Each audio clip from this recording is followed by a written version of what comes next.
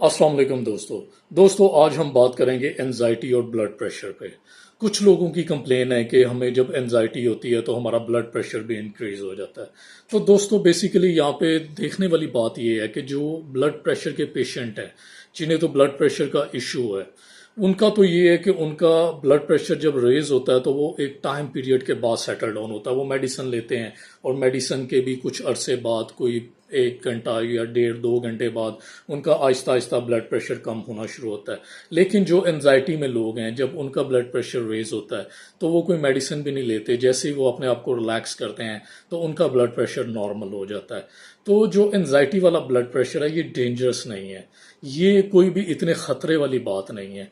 क्योंकि जब भी हम देखें, हम जैसे मैं बताया कि हमारे पास ऑटोनॉमिक नर्वस सिस्टम होता है। ऑटोनॉमिक नर्वस सिस्टम अनवॉलेंटरी रिएक्शंस को कंट्रोल कर रहा होता है। अनवॉलेंटरी रिएक्शंस वो रिएक्शंस हैं जो हमने चाह के नहीं परफॉर्म कर रहे होते, हम अपनी मर्जी से नहीं कर रहे होते, वो ऑटोमेटिकली परफॉर्म होते हैं। जैसे हमारा हार्ट रेट है, जैसे हमारा स्टमक का फंक्शन है, जैसे हमारे दूसरे बॉडी के फंक्शंस हैं, वो अपने आप, उनका एक रिदम है, वो उसी रिदम में वर्क करते हैं।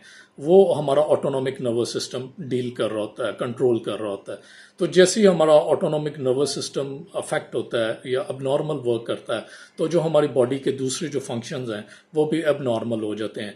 जैसे लोगों को डाइजेशन के इश्यूज हो जाते हैं एनजाइटी में, जैसे लोगों की कंप्लेन है कि हमारी हार्ट बीट फास्ट हो जाती है। हार्ट पाल्पिटेशंस पे भी मेरा एक लेक्चर है।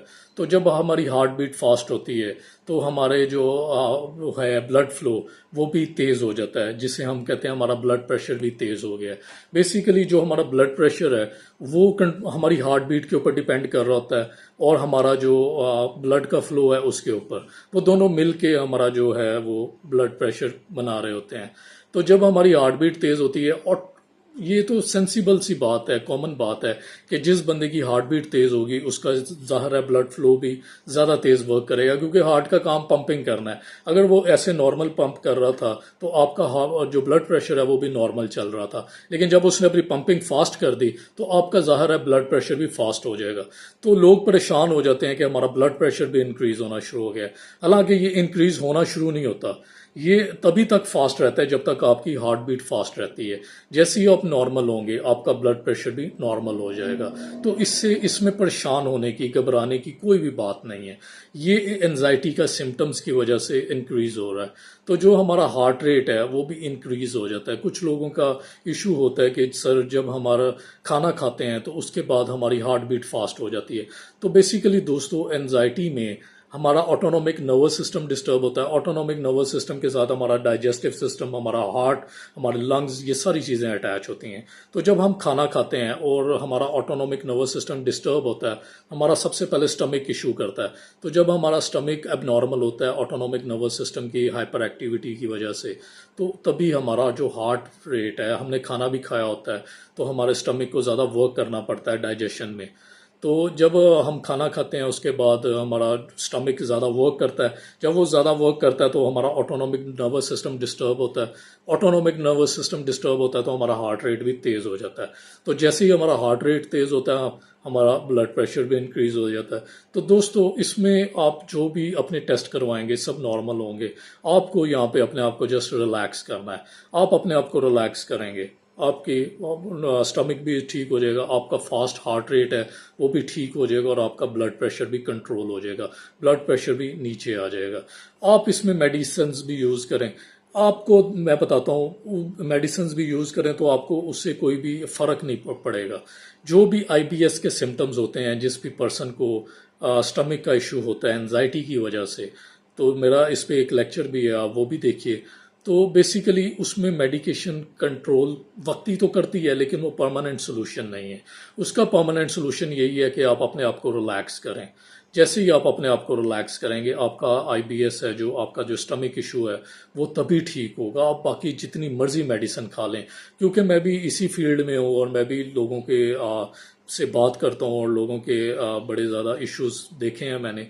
तो लोगों की कंप्लेन यही है कि हमने बहुत ज़्यादा मेडिसिन खाई है लेकिन हमें कोई फ़र्क नहीं पड़ा, हमें कोई उसका इफ़ेक्ट नहीं हुआ। تو بیسیکلی دوستو اس کا افیکٹ آپ کے ریلیکسیشن پہ ڈیپینڈ کر رہا ہے.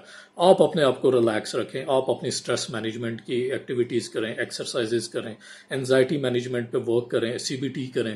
تو جیسے ہی آپ کی یہ چیزیں, آپ کی اسٹریس لیول, انزائٹی لیول ٹھیک ہوتا ہے, آپ کے جو باڈی میں دوسرے ایشوز کریٹ ہوئے ہوتے ہیں وہ بھی نارمل ہو جاتے ہیں. لیکن یہاں پہ میں پھر آپ کو ایک دفعہ باور کروا دوں, ایک چیز آپ کو ریئلائز کروا دوں کہ یہ جتنے بھی ایشوز جو انزائٹی کی وجہ سے ہو رہے ہیں یہ پرماننٹ نہیں ہوتے, یہ ختم ہو جاتے ہیں, اور ان سے پریشان ہونے کی ضرورت نہیں ہوتی کہ یہ آپ کو کوئی نقصان دیں, ان کا کوئی بھی نقصان نہیں ہے. یہ وقتی طور پہ اپسیٹ ہوتے ہیں, لیکن یہ جیسے ہی آپ ریلیکس ہوتے ہیں, جیسے ہی آپ اپنے آپ کو مینیج کرتے ہیں, اپنے انزائٹی اسٹریس لیولز کو مینیج کرتے ہیں, یہ جو سارے سمٹمز ہیں یہ نارمل ہو جاتے ہیں وداؤٹ اینی میڈیکیشن.